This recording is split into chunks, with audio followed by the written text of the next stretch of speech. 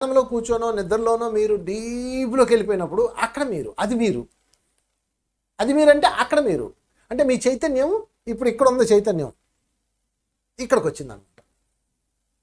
ఇక్కడికి వచ్చిన చైతన్యాన్ని అక్కడ శాసనం చేస్తే జరుగుతుంది. మళ్ళీ తెల్లారి ఇక్కడికి వస్తారు అంటే ఇక్కడ కూడా మీరే. అంటే ఆఖరికి మనం ఎలా అయిపోవాలంటే అక్కడున్న ఆత్మ నేననే విషయం అర్థమయ్యి దానిని ఇక్కడ కూడా అక్కడున్న ఆత్మ ఇక్కడ కూడా అదే స్థాయిలో జీవించాలి, జీవాత్మగా జీవించకూడదు. అదే ఆత్మ ఉద్ధరణ అంటే, అదే ఆత్మ సాక్షాత్కారం అంటే. ఫ్రెండ్స్, ఆత్మ సాక్షాత్కారం అంటే సినిమాలో చూపించినట్టు మన ఎదురుగా దెయ్యం పొగతో ఉండడం కాదు. లేకపోతే నాలాంటి వాడు ఎదురుకు నుంచొని సినిమాల్లో చూపిస్తుంటాడు, అర్థంలో మాట్లాడుతుంటాడు, ఏరా బుద్ధి లేదురా నీకని. అది కాదు ఆత్మ సాక్షాత్కారం అంటే. నేను ఆత్మని తెలుసుకొని